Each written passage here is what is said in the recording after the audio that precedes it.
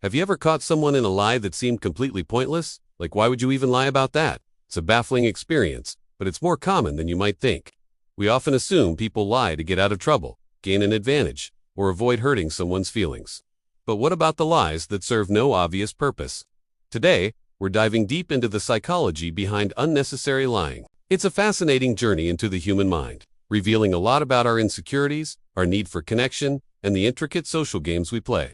Stick around, because by the end of this video, you'll understand those seemingly senseless fibs on a whole new level. So, let's start with one of the most common reasons: habit. For some people, lying is simply a learned behavior, an automatic response that kicks in without much thought. Think of it like a muscle. The more you use it, the stronger it gets. If someone grew up in an environment where small lies were common, maybe to avoid conflict, or just to make stories more interesting, they might develop a habit of stretching the truth.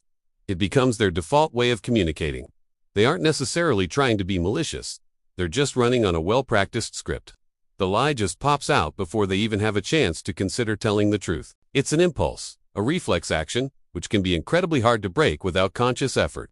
Next up is the desire for social acceptance and validation. This is a huge driver of human behavior.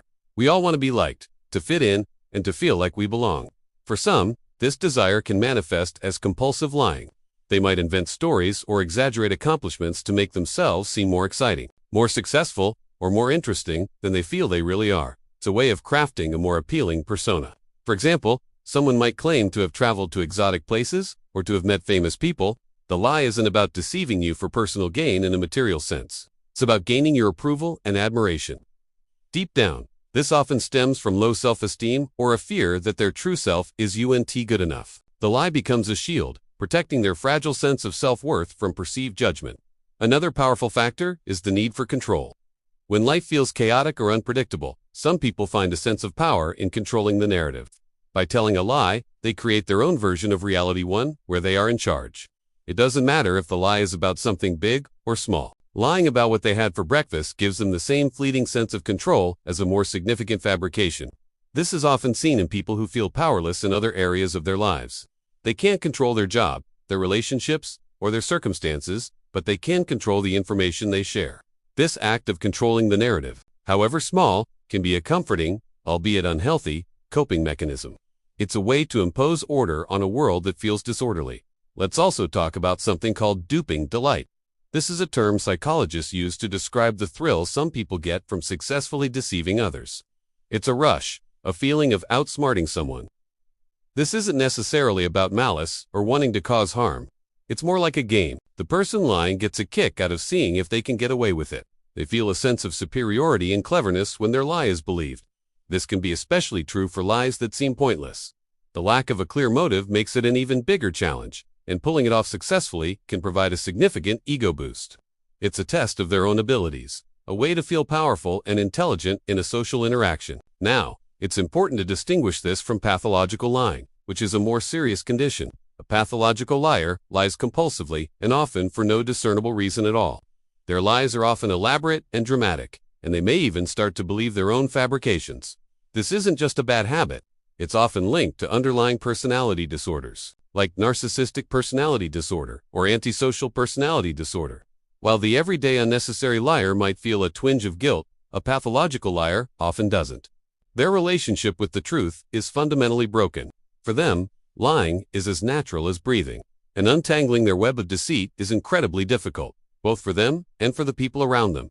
So, how can you spot these unnecessary lies? It can be tricky, because they often don't have the typical tells of a high-stakes lie.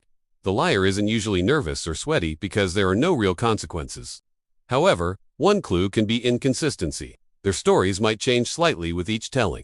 Another sign is excessive detail. Liars sometimes overcompensate by adding a lot of specific, but ultimately irrelevant, details to make their story sound more convincing. They might also become defensive or change the subject if you question them, even gently.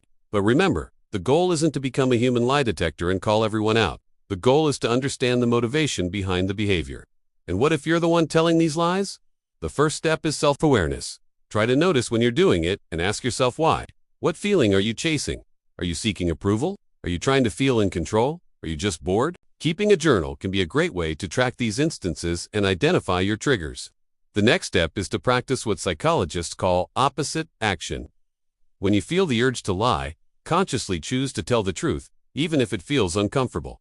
Start small. The truth might feel boring at first, but over time, you'll build confidence in your authentic self.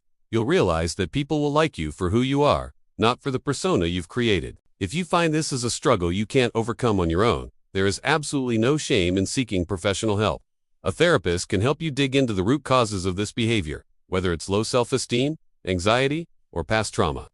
They can provide you with tools and strategies to build healthier communication habits and a stronger sense of self. Remember, wanting to change is the most important step. So, the next time someone tells you a lie that makes you scratch your head, try to look past the fib itself. See it not as a personal attack, but as a window into their inner world. It might be a sign of insecurity, a plea for acceptance, a grasp for control, or simply a deeply ingrained habit. Having this empathy doesn't mean you have to accept or enable the lying, but it does allow you to approach the situation with more understanding and less frustration. And by understanding this complex human behavior, we can all learn to foster more honest and authentic connections with each other. Thanks so much for watching. What are your thoughts on unnecessary lying? Have you ever experienced it? Let me know in the comments below. I'd love to read your stories and perspectives.